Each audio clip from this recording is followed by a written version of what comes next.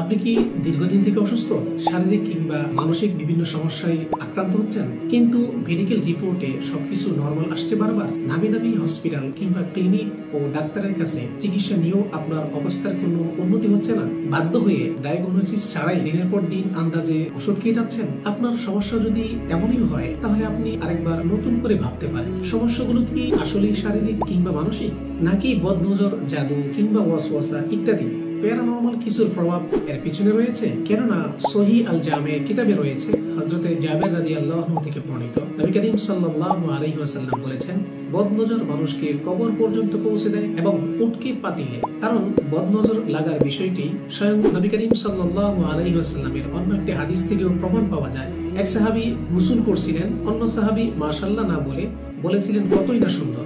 সেই সাহাবী হঠাৎই অসুস্থ হয়ে পড়েন। বিষয়টি নবী করিম সাল্লাল্লাহু আলাইহি ওয়াসাল্লাম পর্যন্ত পৌঁছলে নবীজি বলেন, অবশ্যই নজর লাগার বিষয়টি সত্য।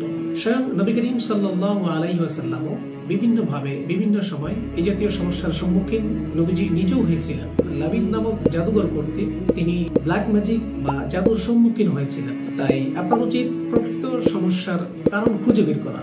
বিশেষ করে আপনার সমস্যাগুলো যদি এমন হয় যে অসুস্থ থাকা সত্ত্বেও মেডিকেল টেস্টে কোনো সমস্যা খুঁজে পাওয়া যাচ্ছে না, দিন দিন স্বাস্থ্যহানি ঘটছে এবং খাবারের রুচি কমে যাচ্ছে, পুরো শরীর শক্তিহীন হয়ে পড়ছে কিংবা কোনো অঙ্গ প্রত্যঙ্গ একেবারে অচল হয়ে পড়েছে, একের পর এক রোগ ব্যাধি লেগেই আছে, পেটে বিভিন্ন সমস্যা দেখা দিচ্ছে, ঘুম হচ্ছে না ঠিক মতো, অতিরিক্ত পরিমাণে আজে বাজে স্বপ্ন দেখছেন, স্বপ্নে খাবার খাচ্ছেন, বমি হচ্ছে বা প্রায় সময় বমি বমি ভাব হচ্ছে, তাহলে আপনি অবশ্যই ডাক্তারি চিকিৎসার পাশাপাশি রুকিয়া করুন সঠিক নিয়মে, কোরআন সুন্নাহর আলোকে।